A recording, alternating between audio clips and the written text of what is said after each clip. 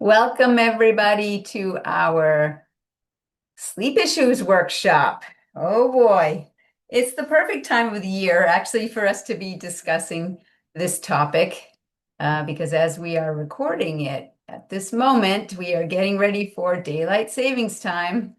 And if any of you have ever noticed a change in your sleep right around this time, then you'll know why I specifically do this workshop at this time of the year.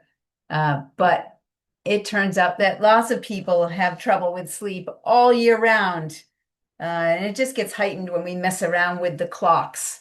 It does turn out, though, that we get to add an hour at this time of the year. So the research actually shows that in the spring, when we lose an hour, there's an increase of about 20% of stress-related deaths from like cardiovascular disease, that kind of thing. Deaths go up right around the change in the clocks in the spring, and about a 20% drop in the fall when we get that extra hour. So I do find that interesting of how even those kinds of things that we have normalized, but it actually does have an impact. So if you are on this workshop, then either you or someone you know is struggling with sleep issues. And so tonight we're going to unpack this topic so that you can really understand what is the cause of many of these concerns and what can you do about it? And what are the things that we do right here in the practice that we find help people the most? A little bit of housekeeping. Next month is our digestion workshop. So if you know anybody struggling with digestion problems, and sometimes that can keep you up at night as well, so please just join us with that. If you want, you can always text us and let us know you want to make sure that you're on the list so you get the links for that one as well. And if you do want to text us, it's our regular office number, 802-985-9850. And we'll have that later on as well. And if you're not sure, just send us an email as well, right on our website. So we are talking about sleep issues, and sleep issues are a big deal, and it really impacts all across the board, it turns out. And I've had people ask me, well, what about perimenopausal women? Or what about this? Or what about that? Or what about people that have night jobs?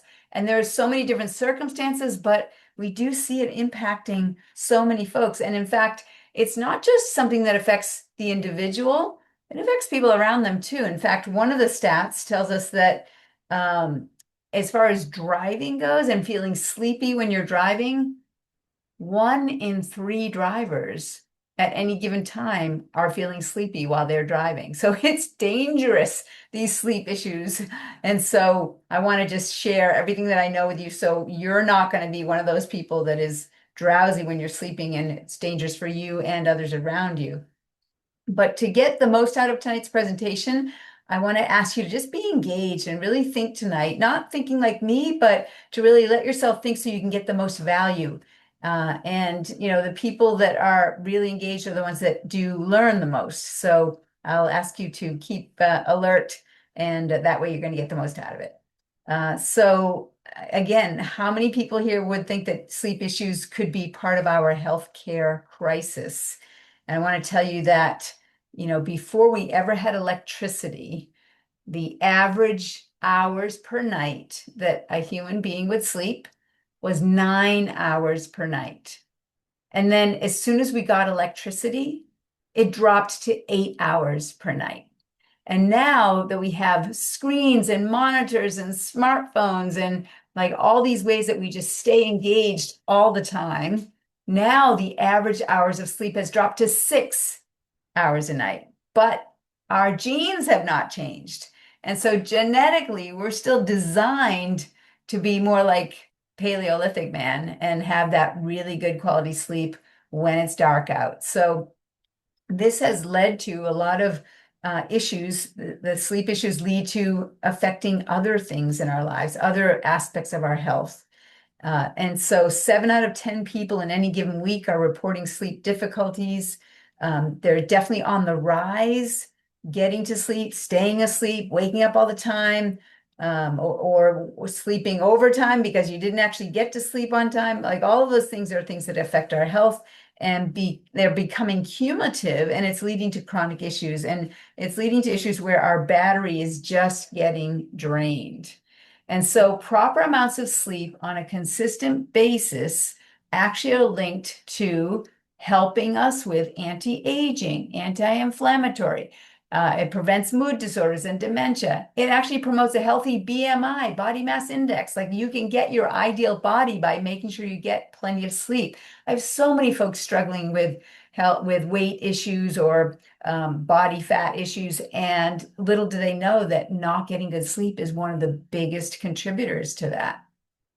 Neurodegenerative disease protective, arthritis protective, immune supportive, cardioprotective, anti-carcinogenic, even musculoskeletal injury preventative. Like basically think of a body part or an organ system that sleep does not help. And if you think about it, sleep in, Paleolithic times, when we were just out in the wild, sleep would be a dangerous thing to do because you're just conked out unconscious and you could be eaten by wild animals and attacked at any time. But sleep is so important that our body demands it. So it actually is a genetic requirement for our body to work properly, is to make sure we're getting good sleep. And if we don't, again, it's just going to start tanking our battery and we're going to be just driving on empty. And I know that, many of you have lots to do and lots of on your plate. And some of you are just like, I just got to get these projects done. The demand never stops. But think about it, what happens to the person that says, I was too busy to stop to get gas? Yeah, that's a problem. But I know this personally because this actually is my Achilles heel as well. And I do love to get things done, and I do have that problem of staying up too late with projects. So for me to really make a shift, I knew I needed to unpack it myself. I had to really look deeply at it. There's a particular book I would recommend to you, which is Matthew Walker's book, Why Do We Sleep? And once I read that book, it really hit home to me how important it was that I needed to really prioritize it. So I did start to do that. And I really noticed a difference. So I want to encourage all of you to take those steps as well.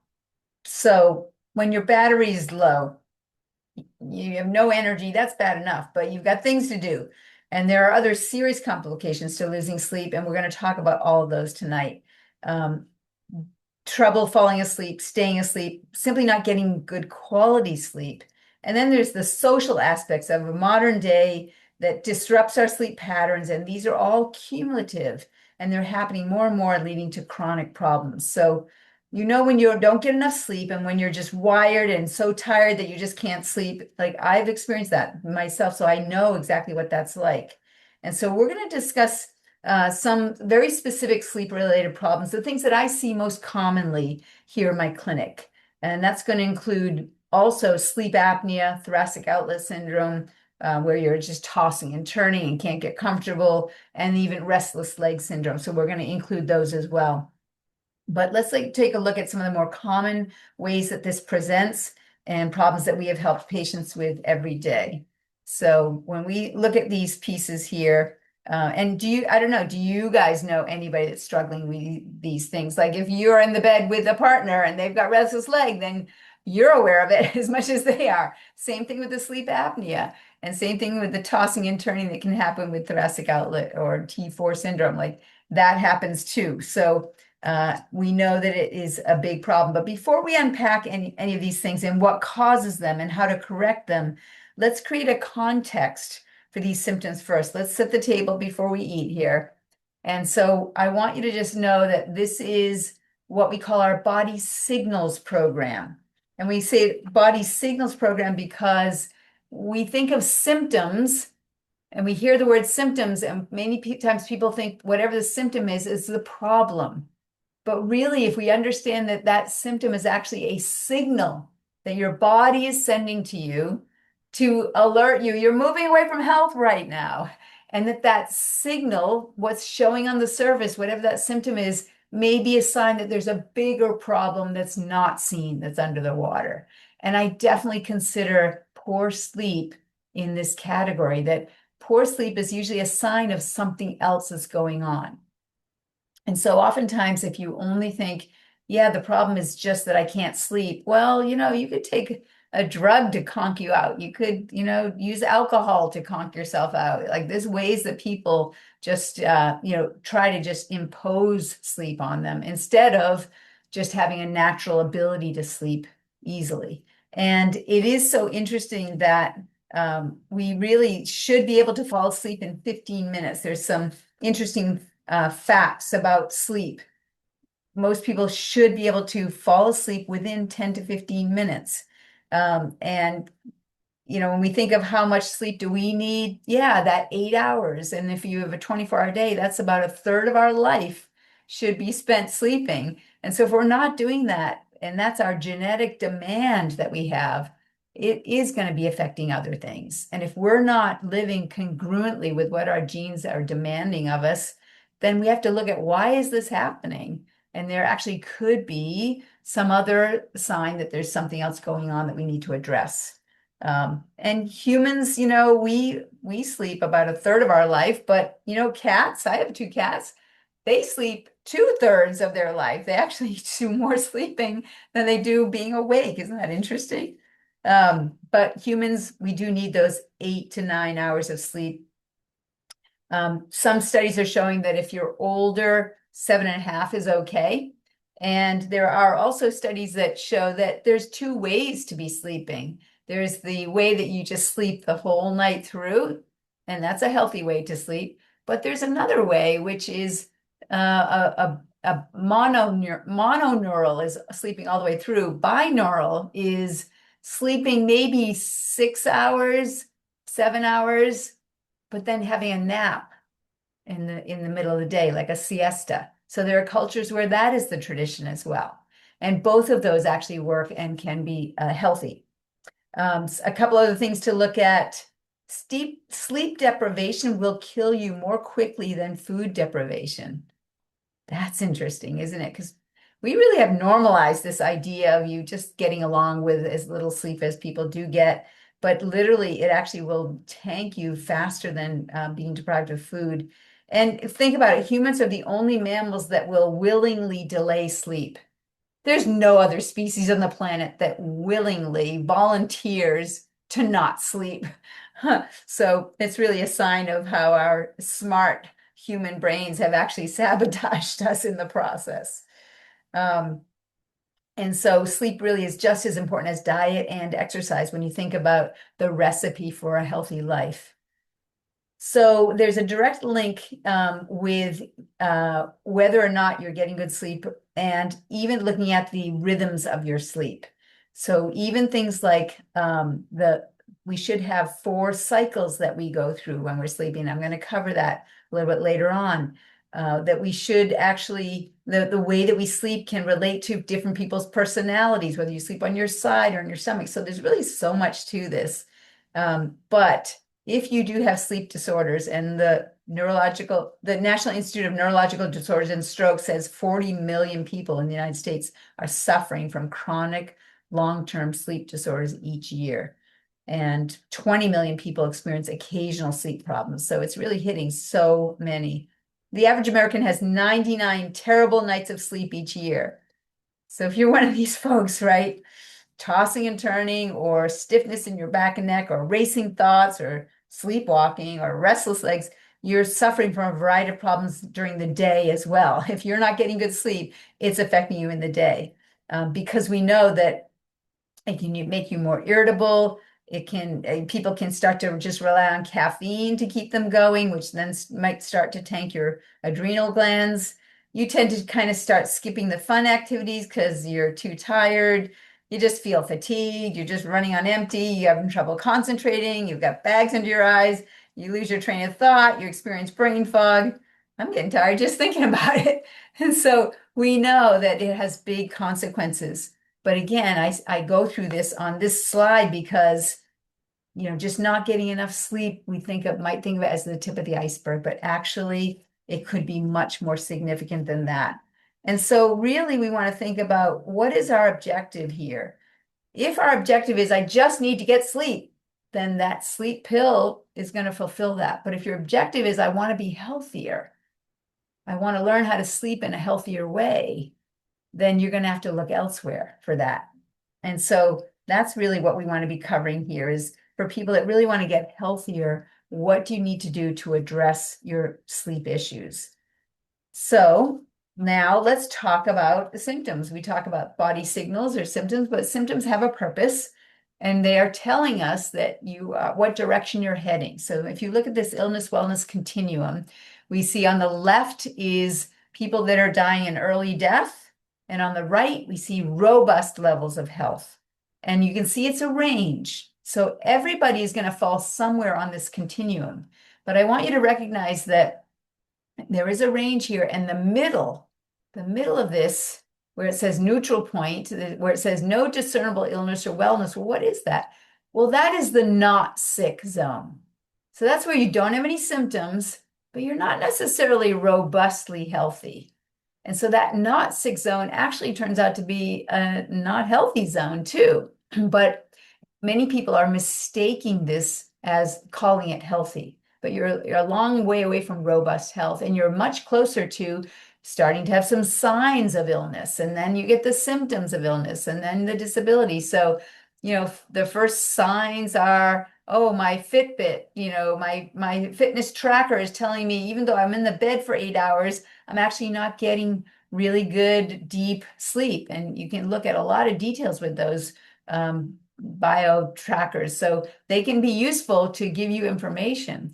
And then you start to have the symptoms of, yeah, I can't fall asleep, or I can't stay asleep, or I get to sleep okay, but then I wake up and I can't get back to sleep. And then there are people that sleep that good 8 hours and they wake up and they're still tired. They're not even feeling rested.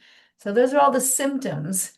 But then over time, that can lead to disability, where when you get to the point of disability, it's where it's no longer correctable and you're well on your way to losing function fast. So I want you to understand this continuum, because everybody's on it and everybody's moving in one direction or the other. There's nobody standing still. And the thing that is going to push you in one direction or the other is the cumulative result of the lifestyle choices that you make. So I want to just put this all in perspective, that the symptoms are there to tell us what direction we're heading, but now we're going to have to be the ones that take that information and do something proactively with it. And so first things first, I think we just need to start with a better premise than the one that we're using right now in our culture, which is, oh, it's okay to be on your phone all night long or late into the night. Oh, it's okay to work on that project. It's okay. Just here's Starbucks. We're here for you. Oh, it's okay. That's our culture speaking, but it's not okay if you want to be healthy. And so we have to kind of go against the culture. And so we need a better premise. So let's just start with the premise. Well, again, part of our culture is, and if your sleep isn't good, here's a pill that's going to help you with that. So let's start with a different premise. And the premise I like to start with is that healthy is normal, meaning that good sleep is also normal. It's healthy normal. As we said, it may not be common these days. Our culture is putting a lot of demands on us, but that just because it's common doesn't mean that it's normal. So healthy is what's normal. Your body is smart. It was designed to sleep properly. We've got these glands in our body. We've got these neurochemicals. We've got these circadian rhythms. It's all by design. It is all set up there. And so our body is smart. And so if we are not experiencing that level of health, even healthy sleep, there's only one reason why: something is interfering with it. And there's only two things that can interfere with it: toxicities or deficiencies, or both. And as soon as we can reconcile what are the toxicities, what are the deficiencies, and we reconcile that, then we can expect that the body, that smart body, is going to get back into that healthy normal. Now, remember, your nervous system is the master system of every function in your body, including sleep. So we're going to look very closely at exactly how does the nervous system relate to whether or not you're getting good sleep. And then the nervous system is the most important system, but it's also very delicate. So we've got a suit of armor that's protecting it, the skull that protects the brain, the spinal column that protects the spinal cord. And so your spine is your lifeline. It's the way messages get back and forth from the brain to the body. Now, one other premise we have to acknowledge is that modern life is stressful. It is unnaturally stressful. And that is the thing that we have to reconcile. So when we're talking about toxicities and deficiencies, it will tend to be coming from our modern toxic lifestyle. So let's look at this example of what it means to live unnaturally. Even though, as I say, this has been completely normalized, this is not natural. Not only that, it is not just unnatural, it's unnaturally stressful to us in so many ways. So modern life is awesome. But it's incredibly divergent or different than what we were designed for. And so we don't eat the way we're designed to eat. We don't move the way we're designed to move. We don't think the way we were designed to think. And we're definitely not sleeping the way we were designed to sleep. And so it is so unnaturally stressful. If you look at the patterns, right, 10,000 years ago, 20, 30,000 years ago, you compare what our sleep patterns were like then to what they are now. Of course, we didn't have lighting or technology or iPhones, and we have completely abandoned the natural design. And it's one of the most common consequences of is sleep issues when we abandon that natural design. How many people here use their cell phone at night? Oh, well, I got my book that I'm reading, or I got my podcast I'm listening to, or I got to just check to make sure I don't miss anything. Got to check the weather, got to do my games. Like, I know, I've heard it all. I know. And so, again, I have my own Achilles heel around this, but usually it is that I'm just not getting up to the bed on time. So projects that I'm passionate about, or just agreements that I've made that I want to keep my agreements and get everything done. Work demands, parenting demands, exercise, meal prep, housekeeping, never mind the good book or the emails to catch up on, right? It affects everything because it's affecting our brains. So we all need to get more disciplined, including me. And when I study that, I know what those best habits are that we need to change. And that's what I want to share with you, because I don't want you to get a harsh wake-up call to have to make these changes because things have really tanked and gone sideways. I want you to be proactive about it if you haven't had that wake-up call already. And what I mean by that is just some examples. I had a midwife. My daughter's 23 years old now, and the midwife that helped her to be born, she lived what appeared to be a very healthy life, but she died from a very aggressive form of cancer. And before she died, when I asked her, how could this possibly be that she who had lived such a healthy lifestyle, how could she possibly be somebody that could get cancer? And she said that she figured it was because her sleep was so disrupted from attending births all the time. And so that was the piece that she put together. And the research actually does show that good sleep is anti-carcinogenic. And so therefore, bad sleep means that it can actually push us towards things even like cancer. So our nervous system is what controls our hormones. And there's a gland in our brain that's sensitive to light. It's called the pineal gland. It actually looks like a little pine cone, pineal gland. So when it's daylight, the pineal gland runs the hormones that keep us awake. And when it's dark, it turns the awake hormones off and turns the sleep hormones like melatonin on. And with all the screens and bright lights we have shining into our pineal gland, it's getting very confused. And it is building it to lead to a stress response. So that is actually the consequences of this behavior, is people that are supposed to be sleeping, they might even look like they're sleeping, but they're not, and it's going to be getting them into trouble. So we talked about how it leads to stress. And last month we were talking about neck problems, and we talked about something called tech neck and how that increases our stress. And because it's technology that is affecting our posture, but we can see that technology is affecting our sleep as well. And it's adding more and more stress to our life. So, how many people would agree with me that their life today is more stressful than it was last year and the year before that and the year before that, like the modern world, the way things are changing. So we have to just take control of it and try to live closer and closer to how our ancestors did, because we've really screwed it up, especially in the last 3 generations. We've really screwed it up for them. So our modern life is so divergent from the original design. And so we need to now recognize that. And so these stresses are coming at us from 3 dimensions: thoughts, toxins, and traumas, the 3 T's. So that's the mental emotional stresses, the chemical stresses, and the physical stresses. And we've basically, if you think about it, everybody's familiar with the mental emotional stresses that we have.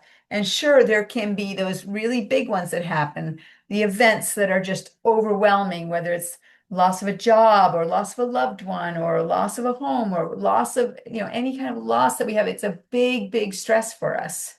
But in between those big events, we have the chaos, the disorganization, the deadlines, the social stress, all of those things as well. When we think of toxins, okay, maybe you've been exposed once or twice in your life to some kind of big poison or something. Anybody play with mercury when they were little? The mercury thermometers, play with that mercury, so fun. That's a neurotoxin, yeah. So events where we may be exposed to big poisons or toxins, but it's that ongoing low-level chemical stresses that we are constantly exposed to, that we're breathing, it's in our water, it's in our food, it's in the personal care products that we use, or that somebody next to us is using that's affecting us. So we're exposed to those low-level toxins all the time. And microplastics, the glyphosates, the Roundup, like it's just coming at us. So that's another stress to our system. And then we have traumas, physical stresses. So sure, we might have car accidents or sports injuries, but we have sedentary lifestyle in between those events that is actually probably more physically stressful to us than the one-off events can be. So it's really coming at us in all directions. It's getting crazier and crazier. And so we have to actually start to look very closely at how we eat, how we move, how we think, so that we can start going in the right direction. And let's just look at the physiology behind all this and how it relates to our sleep. So we definitely have, there's an association here. There's a primal design between light and sleep and hormones and function. We have natural cycles of light and sleep. And there was actually a study in Finland where they evaluated 2 groups of rodents that were exposed to either natural sunlight or fluorescent light. The group that received the fluorescent lighting and the other group received the natural light, sunlight. So both groups experienced the same amount of daily sunlight, and both groups experienced the same amount of darkness throughout the night. Then after 1 week, the researchers measured the melatonin levels of the 2 groups and came up with a significant finding. The rodents that were given the sun exposure versus the light coming from the artificially lit room, those ones had far more melatonin at night than the ones in the artificially lit room. So that's something important to even look at as well, is just making sure we're getting as much natural light as we can. So hormones definitely affect our sleep, and our body and our nervous system is designed this way purposefully. So when light of any kind hits our retinas, hits our eyes, it sends signals deep into our brain. And that's where it hits the pineal gland, which is then going to turn off melatonin production when it's daytime, so we don't sleep then. But when the sun goes down, it would start releasing melatonin, so we can then relax and go to sleep.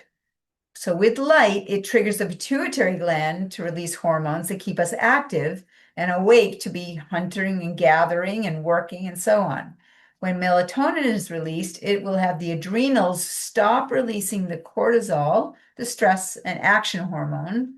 And so if we were meant to be active in the day, so if we were meant to be active in the day, we need to have cortisol and we want to have melatonin low. But if we don't have melatonin, and it increases our blood pressure because the adrenals are continuing to release cortisol even at night. So that is the problem, is we get an imbalance in these important sleep hormones. And there's a yin-yang aspect to this, of foot on the gas, foot on the brake. So that melatonin is that foot on the brake, and the cortisol is that foot on the gas. So we are supposed to have a rhythm of getting sun, eating, and then sleeping, and then getting sun, eating, and then sleeping.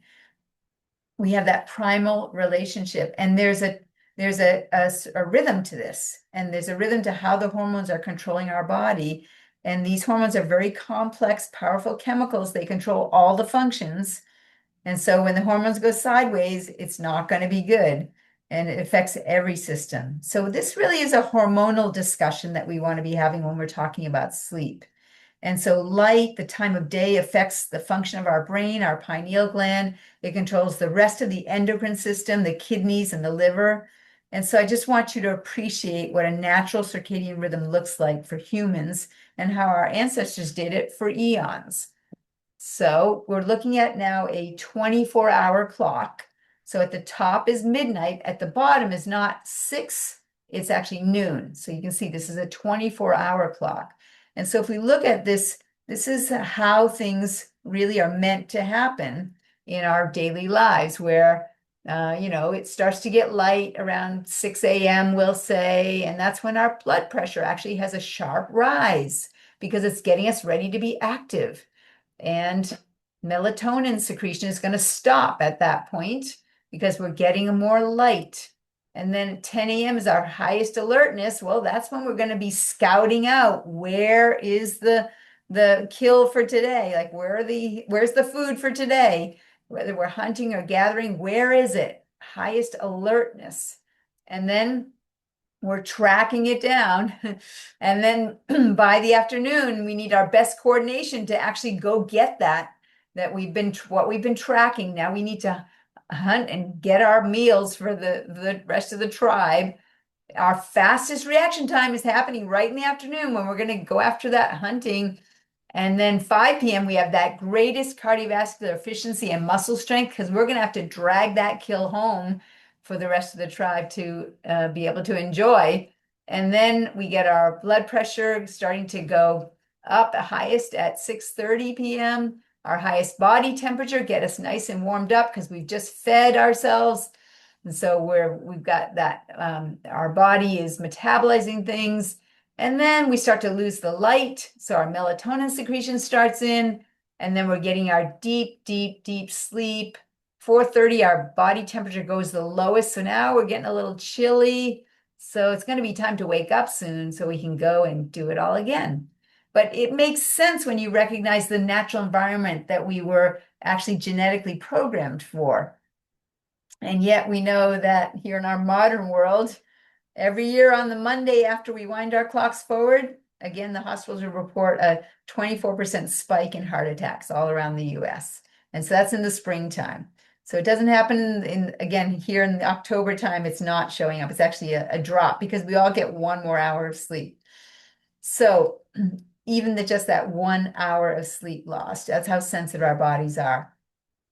And so the researchers say that it can take a week or more for our bodies to fully recover from that shift.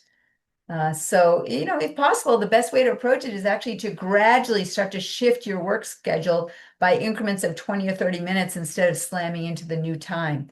So that one thing you can do more proactively. Okay, so when we look at these rhythms, we can see like how it all works and how light works, how it affects the rhythms of our body. And so now let's just take a look at how our cortisol levels will go through this rhythm. So again, as we said, in the middle of the day, our cortisol levels are high, and then they start to drop down as it gets closer to evening, and we lose the light. When we lose the light, it's low. But then by morning, that cortisol starts to rise again to get us up and going so we can be active. And then we're working and running and hunting and working our bodies so much that we're exhausted by the time it's nighttime and we go deeply asleep and the cortisol comes down. Now, one of the problems in our modern world is we're not exercising enough to really be so pooped and exhausted that we just fall right to sleep. Instead, we actually have lay down and we don't have to go to sleep yet because our body is not actually really tired because we haven't worked it enough. And so we lie there and we start to think, and we're thinking about all the things that either are left undone or are going to be done, or the thing that we're worried about. And so that thinking actually starts to drive cortisol up. And now during night, when we should be low with our cortisol, we're actually cranking it up because we're stressed out about things. And if we crank that cortisol up, then we're not going to be getting good sleep. We might be waking up in the middle of the night or not falling asleep. We wake up and it's think, and now we're alert again. So the cortisol levels are an important piece to look at when it comes to people that are struggling with sleep issues. All right, so that's a piece of it. But now let's look at another part of it all. Growth hormone is secreted during healthy sleep, and that stimulates cellular repair, cell growth, cell generation. It has profound benefits on mood and cognition, and that's because of the effects on the neuronal health, on the nervous system, and other hormonal pathways. So sleep is probably the most powerful anti-aging cellular regenerator treatment in the world. And it's free. It's free, not expensive at all. We just have to do it. But you can see how it really does impact everything. All right, so let's now get into how does it specifically affect us. And so when we have this chronically elevated cortisol levels, when that is happening, it's actually due to a perfect storm of three things. We have not enough exertion. We're just not making ourselves tired enough. We have that chronic psychological stress that we just can't get away from. And then if you add sleep deprivation, where we are willingly not letting ourselves sleep, that is the chronic storm, the perfect storm that is creating bad things because it's affecting our melatonin. And our melatonin is related to many things. It's not just helping us sleep. We now know that it has impacts on lots of things, including that anti-carcinogenic aspect to it. And so it's really that yin-yang between cortisol and the melatonin. So when we have all three of these happening, it's that 1, 2, 3 punch. And when we look at what are the ways that we can address this, you're going to start to see what is the opposite of these things. So we're going to go over the best practices in a 24-hour day, not just getting ready for sleep, but what are the things that are going to help you sleep? It's going to be things you're doing during your day as well that are going to have that impact. And so not exerting, not sleeping, we tend to just stick in idle all day long and then have these chronically elevated cortisol levels, and that results in sleep deprivation. Okay, let's keep going. So when we have a lack of sleep, it causes parts of your brain to slow or shut down completely. And so that's what's so important is our brain actually needs to detox when we sleep. Our brain actually shrinks when we sleep. And the reason that it shrinks is that it's a way for all the cells to make more room for the cerebrospinal fluid to bathe the brain so that the brain can have all the toxins cleansed away. And that's what happens when we get our deep sleep. So if we're not getting our deep sleep, it's going to start to affect how our brain works. And so it can affect our math and logic center, or our memory or learning, or our language, or our creative thinking, or judgment and visuals, like all of these things. The effects of sleep deprivation on neurocognitive functioning, it affects attention, working memory, long-term memory, decision-making, and then even just acute sleep deprivation literally will affect our attention, especially our vigilance, and it will affect our long-term memory. So if you're a student and you're studying and you think, I'm just going to stay up really late and then get all my studying in and then I'll sleep in, it actually is more effective to go to bed early and wake up early. Even if you're not going to get as many hours as you want, to go to bed early and wake up early is going to be better for remembering what you're studying because there's certain times of the night that are the most valuable. And it tends to be from 11 till about 2:30 or 3, most important, and especially 11 to 2. So we need to have that deep sleep in order to have our brains working properly. So if we have sleep deprivation, what's causing it? It's the unnatural schedules that we have, the cortisol cycles that get upset, the melatonin gets downregulated, our insulin sensitivity also will get downregulated. It is fascinating that if you miss 3 nights of sleep in a row, you will drive your blood values to look exactly like a diabetic. in 3 days, you can have diagnosable diabetes, and it's simply because you just didn't get enough sleep. It just turns that fast. And so if you're chronically not getting enough sleep, you may be pushing yourself towards diabetes. The unnatural lighting is another aspect of this. I have that word hibernation there because think about it. When a bear in the summertime is going around, what is that bear doing in the summertime? Eating as much as possible because it knows this is the time to pack it on because winter is coming when I'm going to be hibernating and I'm not going to be eating at all.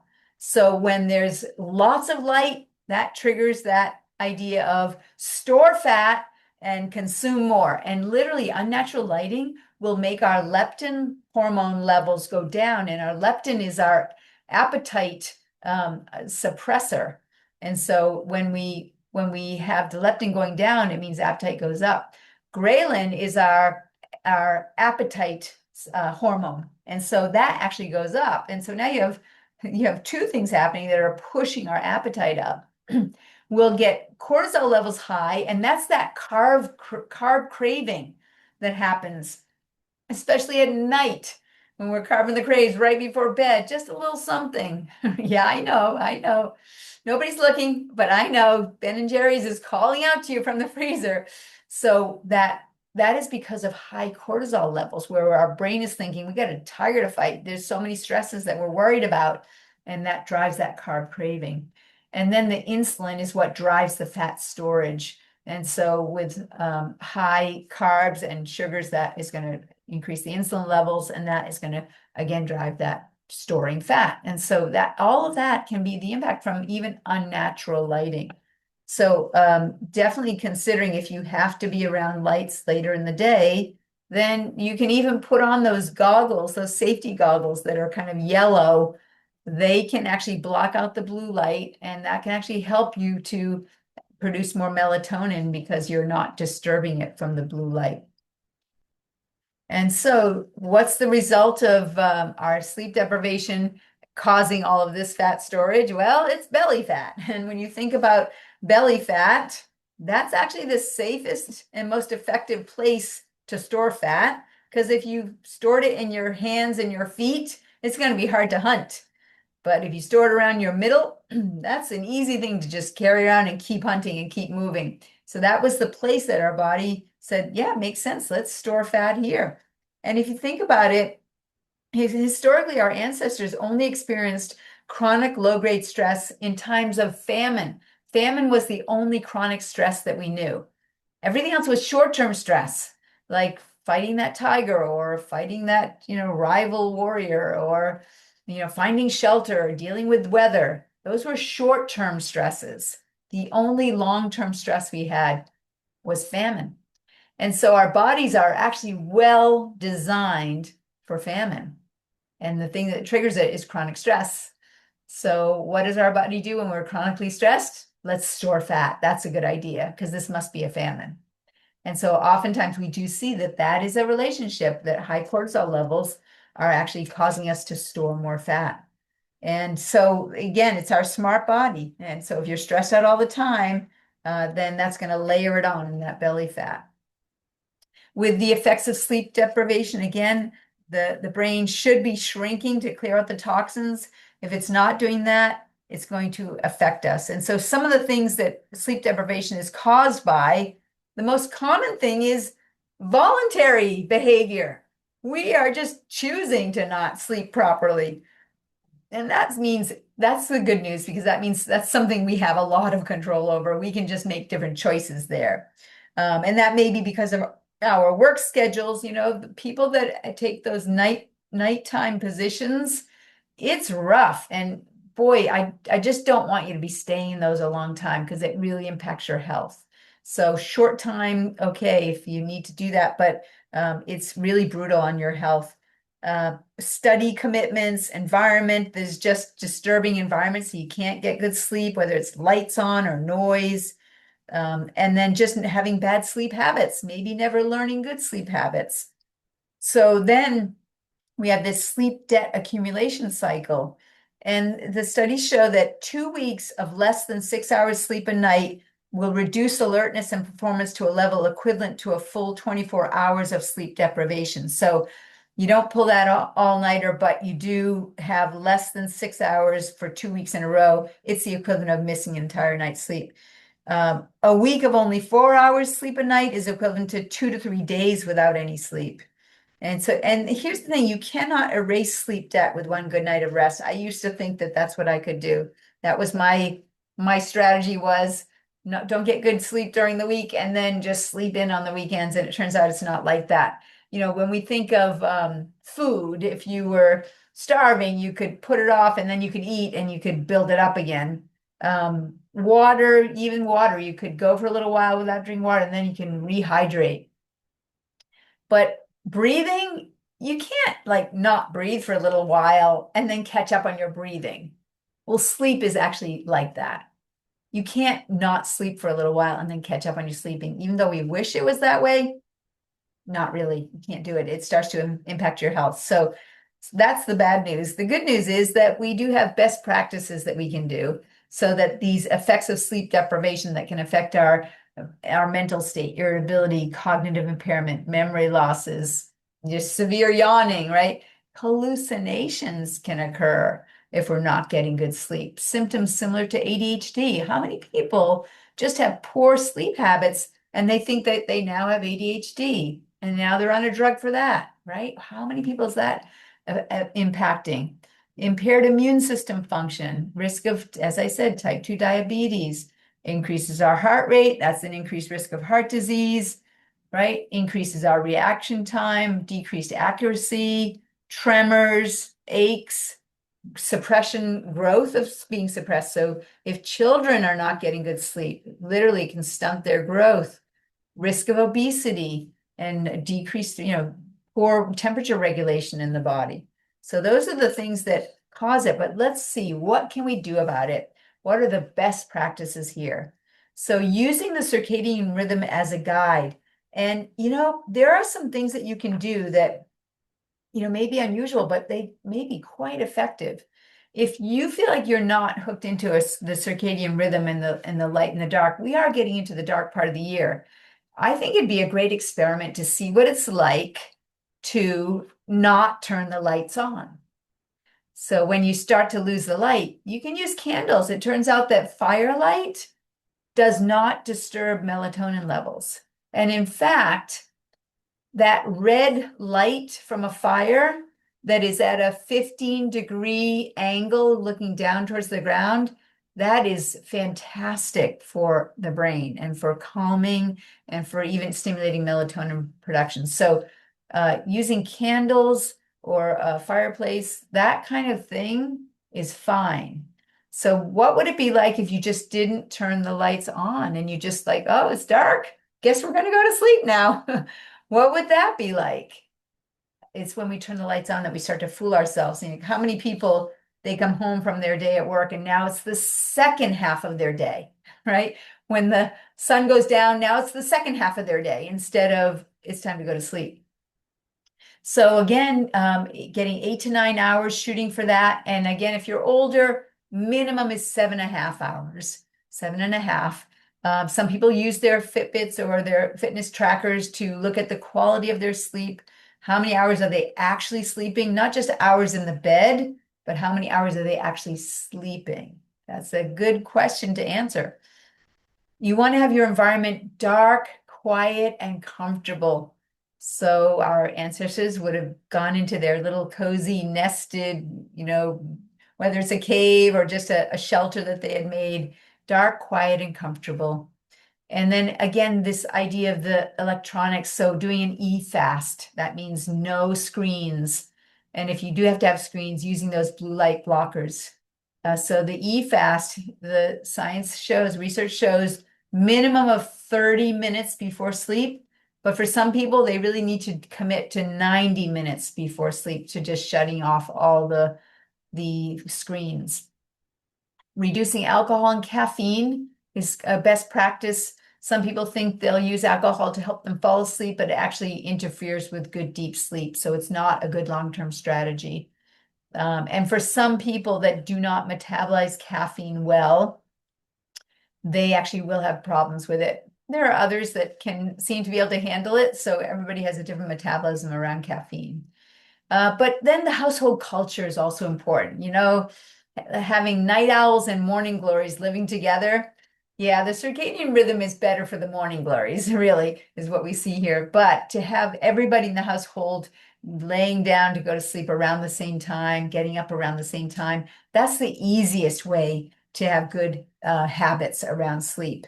It can be tricky otherwise. What else? And so, what am I saying here? Drink early. Yeah. So to reduce the alcohol late at night. So drink early, sleep more, have more sex. I can do this, right? That's exercise, right? There you go. Making it easy for you.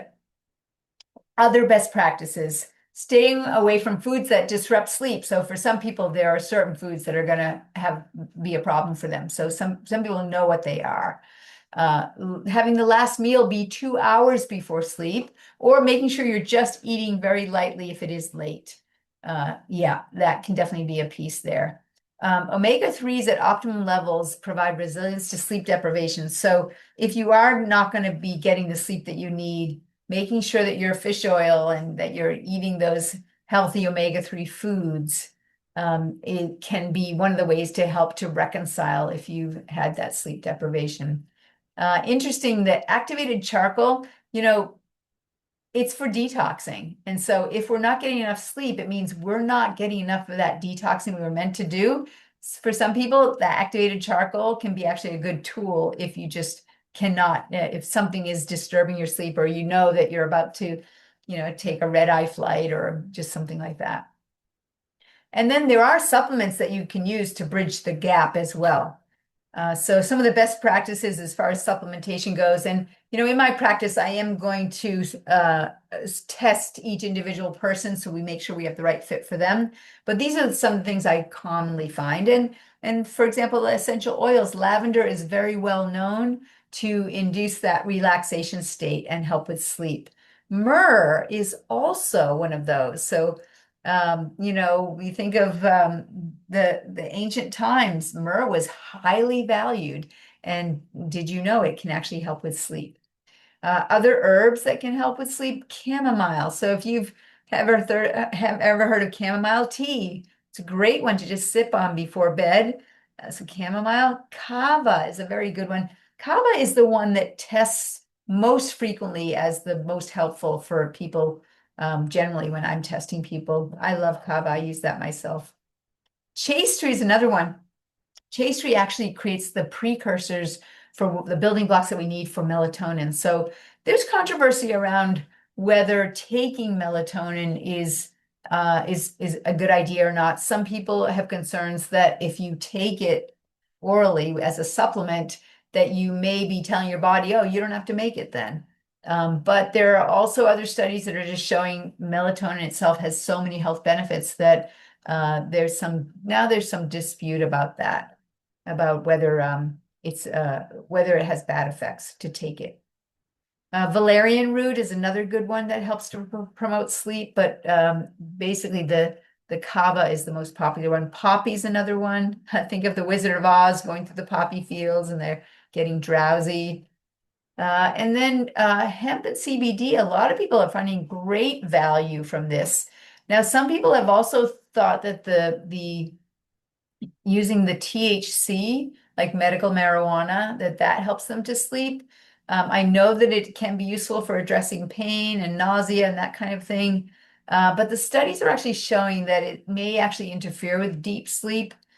So again, it's more the CBD part of it that seems to be more beneficial for sleep. And again, we have a few that we test people for, but people also bring their own in, and that way I can test theirs and see if it's useful for them too. Vitamins and minerals, so that would include things like magnesium. I think a lot of people have heard about the importance of magnesium, and we are very magnesium deficient. And there are different varieties of magnesium. Magnesium threonate seems to be one of the ones that is very useful for sleep, but different people test different ways, so I do like to test them. Choline, really important for sleep, it turns out. So where do you get choline? The yolks of eggs is the first thing I always think of when I think of choline. Nivaton is another herb that is a, a vitamin actually that is the building blocks that we need for sleep. Orchex is another product that helps to turn the stress switch off, calms down the cortisol levels. Antronex is like an antihistamine. So for some people, their sleep is disturbed because of allergies, that kind of thing. So the Antronex can be really useful. And Mintrans is a source of minerals. Another one is called Cortisol Manager. It's the building blocks that can help to address our cortisol levels if they've gone sideways. And then Setitol has a magnolia in it that seems to be very useful for some people for helping with their sleep. And then tryptophan, if any of you have eaten turkey dinner on Thanksgiving and you feel sleepy after that, that's the tryptophan that's in that. So more best practices, sound therapy. So some people, they just have to hear if there's disturbance with sounds in your sleep environment that you cannot avoid, then wearing earplugs or playing nature sounds or just playing white noise, that kind of like little low-level hiss from a fan or from a motor, is just constant. That can be a form of sound therapy that people can use to help them to sleep if they don't have that quiet environment. Vigorous exertion does help, but no later than 4 hours before bed. If you're exercising later at night, it actually can stimulate cortisol levels. So try to get your exercise done 4 hours before you're ready to sleep. I love this EFT tapping technique, emotional freedom technique. It's tapping on the endpoints of acupuncture meridians. And if any of you are curious about it, I actually have a workshop that I do teach, a recording of one. So if you're interested, just send us a text and we can send you the link to that. But EFT tapping, oh my gosh, that was such a lifesaver when my daughter was little. If she, oh, mommy, I can't fall asleep. Okay, let's do our tapping. And within 30 seconds, we did the tapping and she goes right out and going to sleep. So that is a really useful tool to use. And I find that at night, if I'm laying there and I'm not sleeping because I'm thinking, I just do a round of tapping on whatever I'm stressed about. And that just quiets my amygdala down, that part of the brain that's on guard, trying to protect you. And that just quiets down and then allows me to just drift into sleep. Another tool is breathing. So breathing exercises, box breathing, which is where you're breathing like the same count, count to 4 or count to 7 as you're breathing in and then holding it for the same count and then exhaling with the same count and then holding it for the same count and then breathing in for the same count. So that's what box breathing is. The 4-7-8 breath seems to also be a useful one where you breathe in 4 beats, you hold it for 7 beats, and you exhale for 8 beats. So that seems to be useful. I also like something called the 4-2-1 technique that I learned from a mentor of mine. And it's basically thinking of 4 things that you're grateful for. Just take your time to just think of each thing and think of not just going through the list, but what does it feel like to be grateful for that very thing? And it's that feeling of gratefulness that just calms our body. It's one of the fastest ways to shift out of stress is gratitude. The research shows that. The fastest way to turn the stress switch off is gratitude. And sometimes you don't know if you're stressed, like, what am I grateful for here? But just think of something that you are grateful for, even if it has nothing to do with your stress state. 4 things you're grateful for, 2 things that you love. Just think about how much you love those things. And then the last one is 1 thing you need some help with. Just offer it up. Hey, I need help with this. And it's just letting it go. And so that's the 4-2-1 technique. If I'm finding that my monkey mind is just going.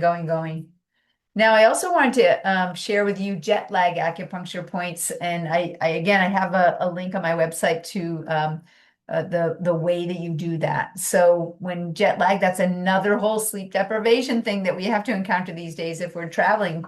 And so many people do travel. When you go to a different time zone, the way it works is when you get on the plane, you look at what is the time in the place I'm going to be arriving at. And then there are certain organs that are supposed to be active at different times during this 24-hour cycle. And so once you recognize what time it is there right now, you just tap on the organ that would be active at that time where you're headed. So if you're sitting on the plane and it's 6 p.m. and over there it's 9 p.m., then you're going to tap on the points that go with 9 p.m. and stimulate those points. And then a couple hours later, you just see what's the next organ system and where are the points that go with that. And then you stimulate that and so on. And by the time you arrive, you've actually gotten your body, so it's actually in the rhythm of where you're arriving.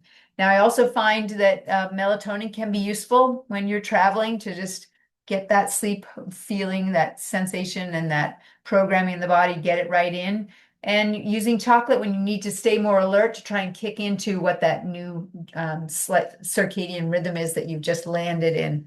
And I've also had people that with the time zone change, not the time zone change, but the clock time, daylight savings time, that they actually have used this technique for that as well. So worth a try. All right. Now, if we talk about the things that I observe in the practice and things that I help people with, I want to show you how they relate to your nervous system. And so for the nerve supply for first, let me just show you the nerve supply and you'll see how it all relates. So the brain's in charge of running everything. It sends the messages down the spinal cord, out through the nerves to go to every cell in the body. And as long as the messages get out and back without interference, you get to be healthy.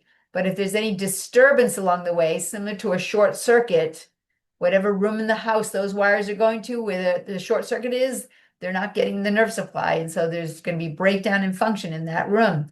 And the nervous system is the same way. When we have short circuits in our nervous system, the spine is the circuit breaker, then whatever nerves those are whatever organ systems those nerves are supplying, we may see breaking down in function over time. So that's the idea of how the nervous system controls everything. And if we need to just look for where the interference is. And so the big idea is this, that the brain needs to get messages from the cells and the tissues and the organs. And then once it gets those messages, it needs to send out a signal back to tell those cells, tissues, and organs what to do. So it has to be a complete cycle. If there's anything that interrupts that cycle, it leads to dis-ease. And dis-ease means cortisol levels are going up and not quite as restful in your sleeping, that feeling of dis-ease, not a disease, but dis-ease. And then the longer that you have dis-ease, that then is what leads to disease.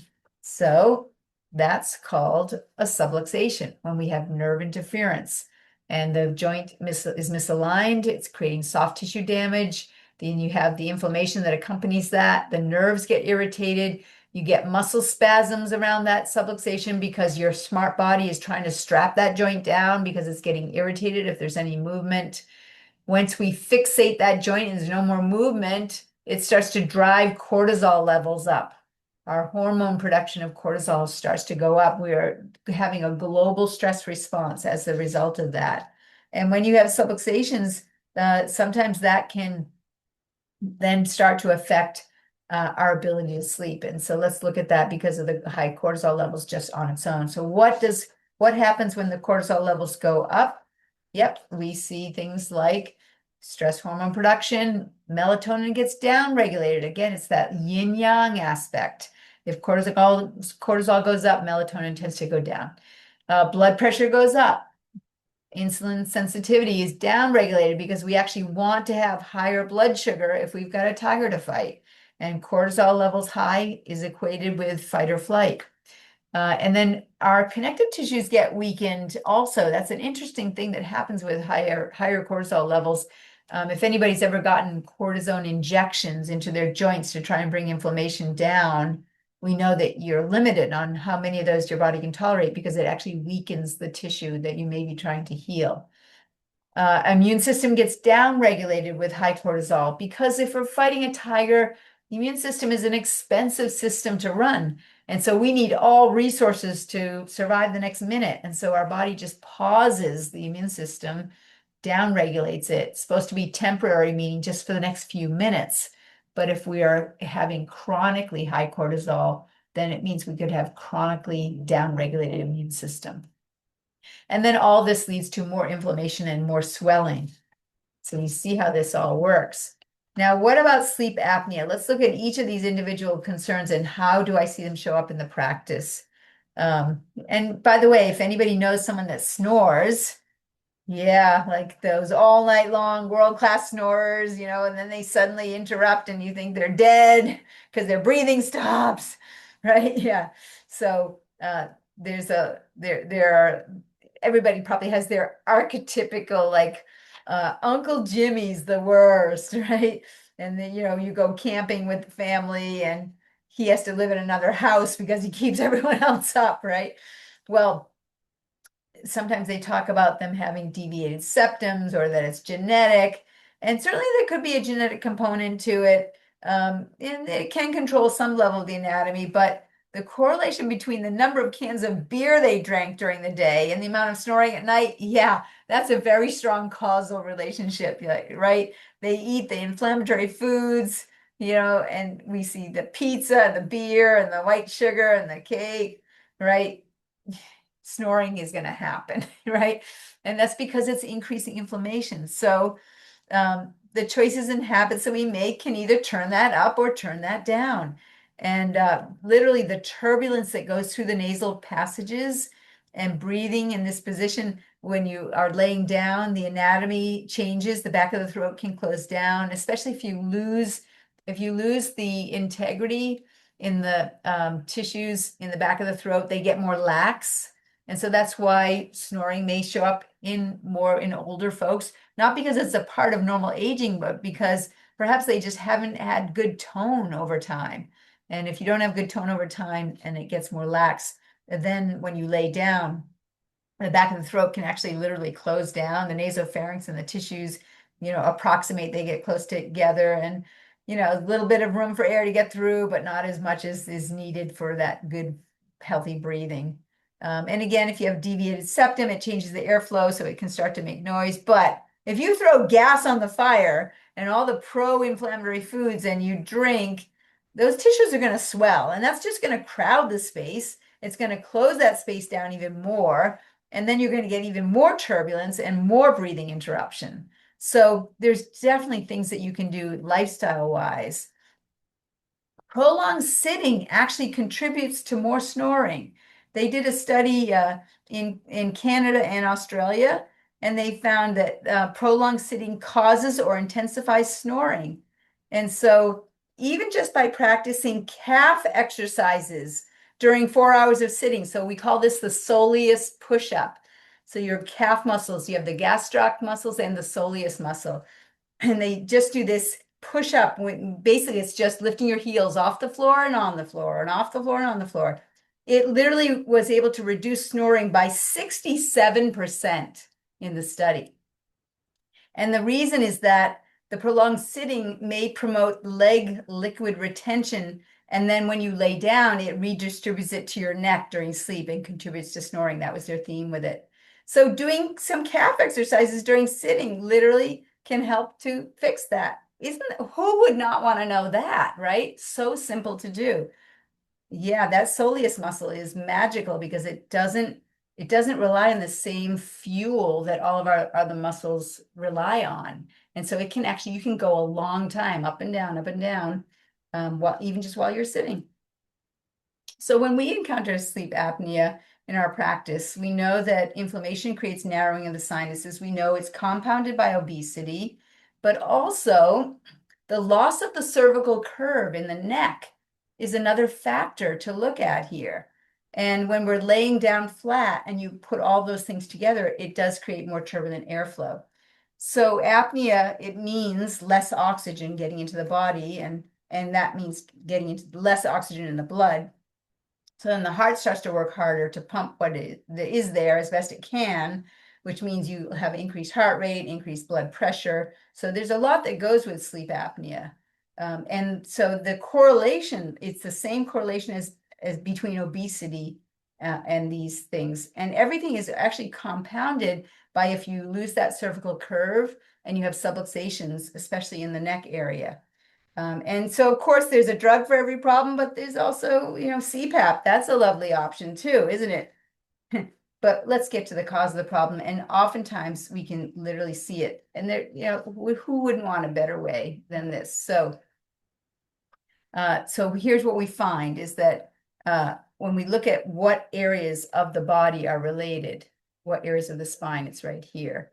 So when we think of sleep apnea, I do think of it as a chemical cause because of the inflammatory foods and exposures that we have, or just the increase in the cortisol levels. But the most common subluxation patterns that we find related to sleep apnea are going to be C1 to C3, which is right at the top of the spine here. This is the nerve supply that comes out and controls the soft palate. So if you have a loss of tone in the soft palate and the muscles in the back of the throat, that loss of tone may be because there's subluxation, there's nerve interference there. And so over time, as we improve that, clear that nerve interference, you may actually regain some of that tone, which means you're going to have less experiences of that sleep apnea. The C6 and C7 is another area that oftentimes is involved. And again, that can be part of the nerve supply to the stomach and the liver, the detox areas, but it's also a lot about the glands in this area as well. So those are the key areas that we find when there's subluxations. And also 6 and 7 is often related to sinus issues and inflammation sensitivity in the sinuses.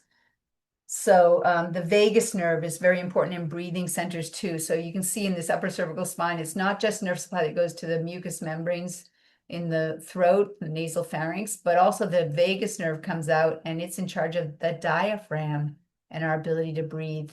So vagus nerve is a key one there too. And so again, chemical means lifestyle choices, our diet style, that's what can compound it. Okay, the next one is thoracic outlet syndrome. So this is that like thing where people are just tossing and turning at night due to pain and muscle soreness, restlessness. It wakes you up. You can't find a comfortable position. And so if there's a thoracic subluxation, remember, it's interesting. It's the narrowest part of the neural canal, that thoracic outlet area. So let me just show you that here. So you can see the spinal cord as it comes off the brain here. It's got all the nerve fibers that are going to have to exit and distribute and branch out to the whole rest of the body. So the spinal cord is going to be pretty thick as it comes down out of the brain into the neck. And the opening in the spinal column is pretty wide here to accommodate how wide the spinal cord is coming down through here. And then as the nerves branch off, it starts to get narrower. And then as it goes all the way down the spine, the lumbar spine has a big vertebrae. And so we actually have a bigger opening at the bottom of the spine. So the narrowest part of the spine, of the spinal cord area, is right through this area. And yet it's still where the neural canal, it's the narrowest part, but the spinal cord is still fairly thick as it's coming through there because it's only a few nerves that are branched off by that time. And so this is where it's the most symptomatic. And so innately, the body's just going to toss and turn, twisting to try and open the foramina to relieve the pressure on the nerves, trying to increase the room at the IVF for the thoracic spine nerve where it exits out of the spinal column.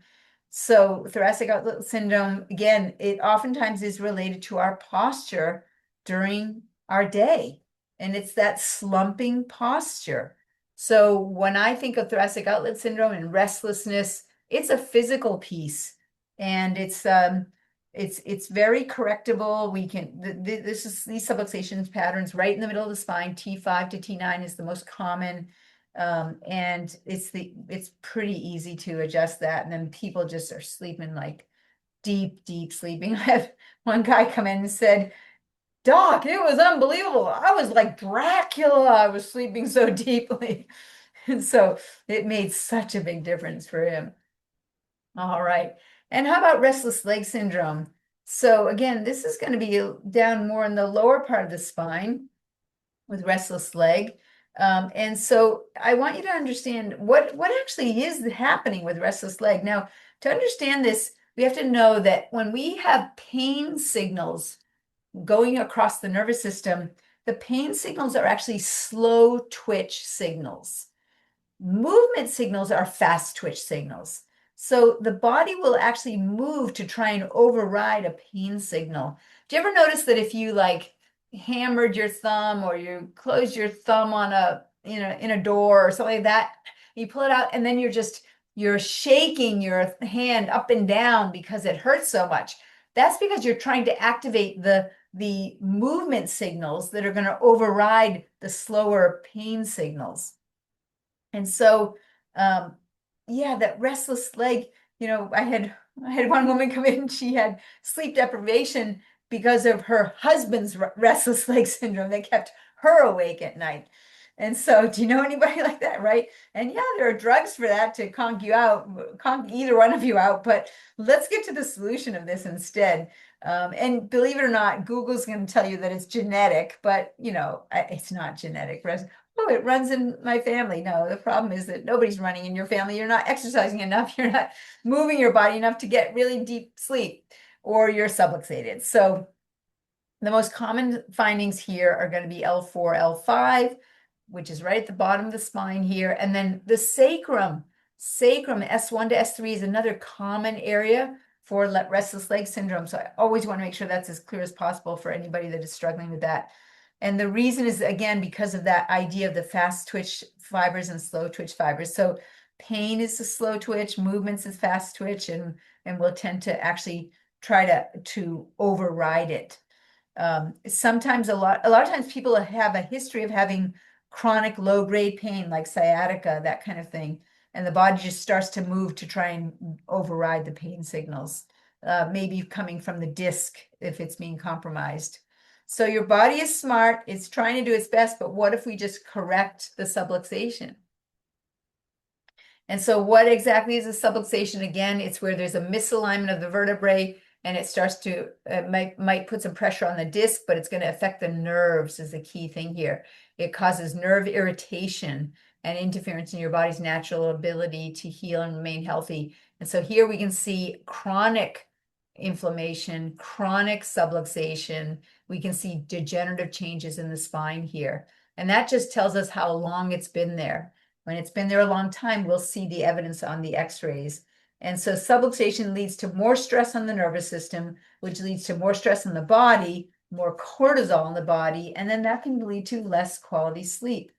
So some of the most common things I hear people say when they're looking at the benefits they've gotten from care is getting great sleep. So what is it that causes subluxations?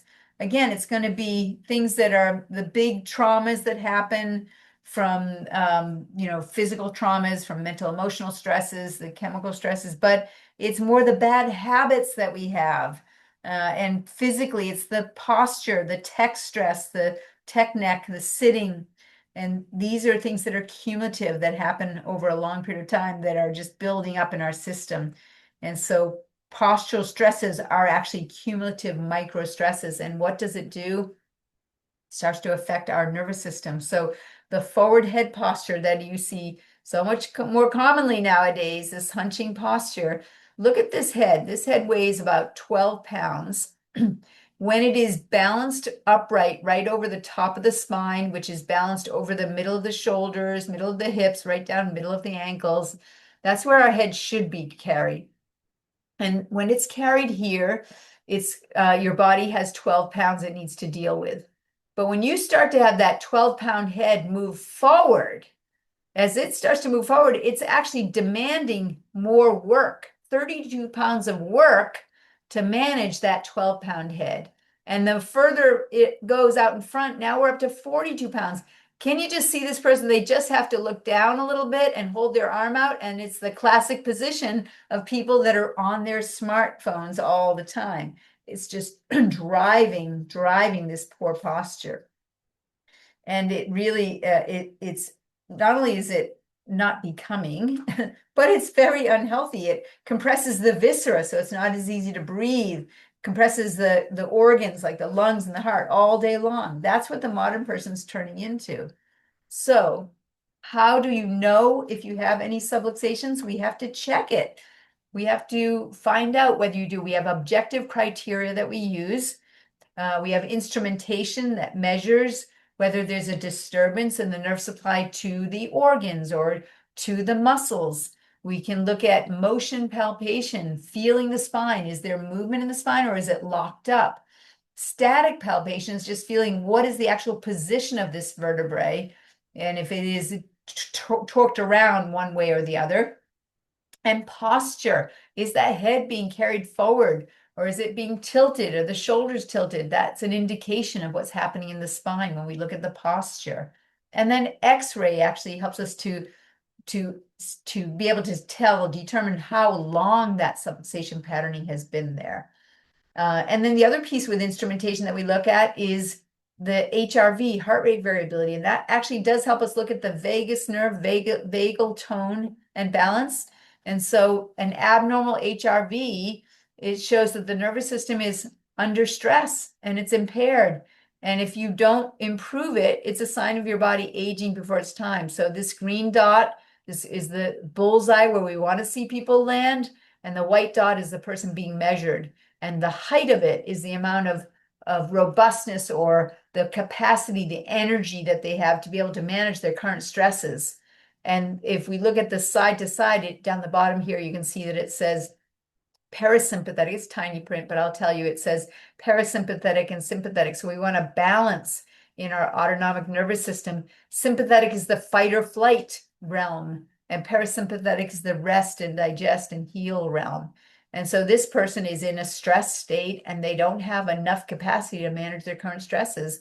You stay there for very long and you're going to be aging before your time. So as we work with people, we want to see that HRV, we want to see it hitting the bullseye, which tells us that you are adapting to the stresses that you're under and you're adapting readily and appropriately. So it's a great way for us to test to see if you're recharging your batteries or not. And if you're below that green bullseye, you're going to have a harder time recharging your batteries. And when people have sleep deprivation, that's one of the things that will cause this to lower down. Getting great sleep is an important piece that helps us to move it back up to the bullseye, as well as burst exertion exercise. Another tool that we use is literally looking at the circuit breaker and where do those nerves go in the house. We know what the map of the nervous system is. So the thermal scans are measuring how the nervous system is affecting the organs, tissues, and circulation in your body. So this is stress mode here. So we know there's going to be high cortisol levels in anybody that the adrenal glands are being interfered with, or the digestion or the blood sugar handling. And so we know what the map of the nervous system is and how it relates to all these areas. The surface EMG is what is evaluating the function of the nervous system that controls the muscles. And so if you remember that thoracic outlet syndrome we talked about, where you have tension here in the middle of the spine, classic for that. If we see it in the bottom of the spine, that would be classic for the restless leg syndrome. And then at the top of the spine, that's that sleep apnea one that we talked about. So how would you know if you were subluxated? You'd have to get checked. And so if you are watching this and you have not had your spine checked, I do encourage you to get it checked. If you're in Vermont and in our area, we'd be happy to see if we can help. Just send us a text to our text number, which is 802-985-9850, 802-985-9850. Send us a text and just write sleep workshop. And when my team sees that, they know that it's somebody reaching out and that you want to get checked to see if you're subluxated. Now, talking about sleep positions, people often ask me about this. What's the best way to sleep? So remember, I'm thinking in the framework of the spine. What is happening to the spine when you're sleeping? So you can see you want to have, when you're sleeping on your back, we want to have actually good support of the neck. If we don't have good support of the neck, it can cause that cervical subluxation. So this is not enough pillow. This is the right amount of supportive pillow. And then this is, too much pillow. And we can see it's cranking on the neck here. If you're laying on your side, we want the spine to be straight. So we want not too little pillow, not too much pillow, but just right. I'm thinking of Goldilocks right now, right? Just right for sleeping. And you have to have the right pillow, right support. And so we actually have different types of pillows that we use in the practice, and some of them are quite contoured in a very very complex ways. And then we have some that are more basic. And so what I want to see is a pillow that's going to support people for the way that they sleep. So if you're sleeping on your back, we want to have that support under the neck. If you're sleeping on your side, we want to have proper support under the side of the head. And we have some pillows that can actually do both of those things. If people are asking me about what beds do I recommend, I just love the Sleep Number bed. I've had one for years. We just have to replace the smallest things in it for, $50 every few years for the foam baffles in between. But otherwise, these are Sleep Number beds. Actually, you can change the firmness of them. So there are different seasons in our life, times when we want it a little bit firmer, a little bit softer. And so I love the Sleep Number bed. One other one is BioPosture. It's more sophisticated than Sleep Number bed, and it's also has infrared in it. So we're getting the benefits of infrared as we sleep. If you have any interest in either of these, just let me know and I can connect you up with the right people. So how do we correct subluxations? First, you have to break the bad habits that keep creating those subluxations. And when it comes to sleep bad habits, we've already talked about the best practices there. We have to add in specific exercises to get the spine healthier. And then we have to have the chiropractic adjustments that are going to correct the damage of the subluxations that are already there that need to be corrected. So we want to be addressing it with this three-legged stool model: breaking the bad habits, how you eat, how you move, and how you think, adding the specific exercises, and correcting the subluxations with chiropractic adjustments. So if you can't sleep, get adjusted and then sleep well. Simple. And this is what some people have said about their care. Their IBS is better, their posture is better, they're also getting more sleep and have more energy. So we know that it's helping and lots of people. So how do you want to live your life? Barely making it, always running on empty? Or do you want to be fully charged with full power to live your fullest life? And I want to finish just with this last bit, that procrastination is the thief of health. You snooze, you lose.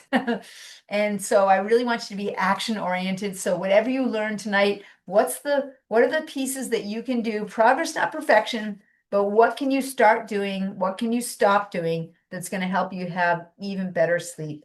We're here to help, and I hope you got good value from this. And finally, just remember that sleep is king. It's not a luxury. It's really the most important thing. All right. Thank you so much for your time and attention. And I'm going to stop the share. I'll include answering any questions once I stop the recording. Just give me a moment here.